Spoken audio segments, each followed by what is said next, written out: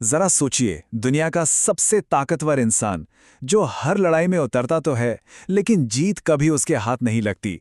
कुछ ऐसा ही अजीब सा विरोधाभास है अमेरिका की मिलिट्री पावर का। और चलिए आज इसी पहेली की तह तक चलते हैं। तो सवाल यही है, दुनिया की सबसे मॉडर्न, सबसे महंगी और सबसे शक्तिशाली सेना। इसे देखकर तो कोई भी सोचेगा कि अमेरिका के लिए हर जंग जीतना बाएं हाथ का खेल होगा, लेकिन असलियत इससे कहीं ज्यादा पेचीदा है। अगर हम जरा इतिहास में पीछे मुड़कर देखें तो एक पैटर्न साफ साफ नजर आता है। वियतनाम हो, इराक हो या फिर अफगानिस्तान, दशकों तक चलने वाले संघर्ष अनगिनत जाने गईं और आखिर में हाथ क्या लगा?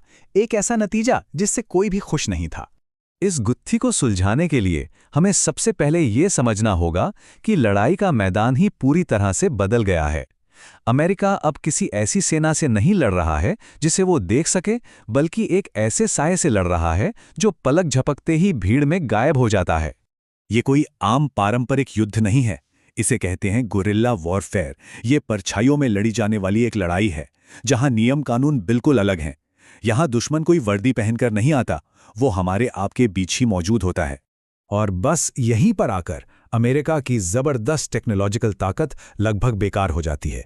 जब दुश्मन और आम नागरिक में कोई फर्क ही ना बचे, जब लड़ाई का कोई फ्रंट लाइन ही ना हो, तो दुनिया के सबसे खतरनाक हथियार भी बेअसर हो जाते हैं।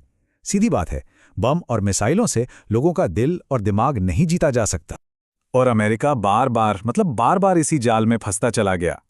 वियतनाम से लेकर अफगानिस्तान तक उसके पास दुनिया की सबसे अच्छी टेक्नोलॉजी तो थी, लेकिन स्थानीय संस्कृति, वहां की भाषा और जमीनी हकीकत की कोई समझ नहीं थी।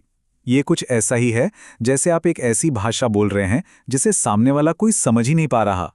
आपके इरादे कितने भी नेक क्यों ना हो, आपका मैसेज पहुंचता ही नहीं, और आखिर में आप बिल्कुल अकेले पड़ जाते हैं। 20 साल, ये एक पूरी पीढ़ी होती है। जरा सोचकर देखिए कि किसी का जन्म एक ऐसे देश में हुआ है जो हमेशा से जंग में ही रहा है। इन लंबे, न खत्म होने वाले संघर्षों की यही कड़वी हकीकत है। लेकिन कहते हैं ना, दुश्मन को जानना तो सिर्फ आधी लड़ाई है।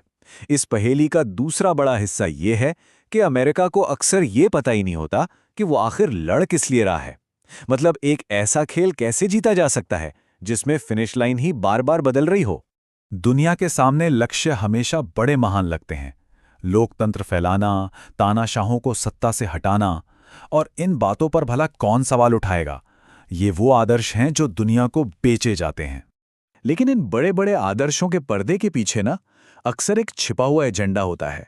असली मकसद होता है संसाधनों पर, खास तौर पर तेल पर कंट्रोल करना। और ये जो दोहरापन है, ये पूरे मिशन में जहर घोल देता है। इससे देश और विदेश दोनों जगह सिर्फ कंफ्यूजन और अविश्वास पैदा होता है। इराक का ही उदाहरण ले लीजिए। मिशन सुनने में बड़ा सीधा था, सद्दाम हुसैन को हटाओ, ठीक है, वो हो गया। पर उसके बाद क्या? एक वैक्यूम बन गया और उस खालीपन को अराजकता ने भर दिया। और बहुत जल्द स्थिरता की बातें पीछे छूट गईं और तेल की राजनीति सेंटर स्टेज पर आ गई, और मिशन अपने रास्ते से पूरी तरह भटक गया।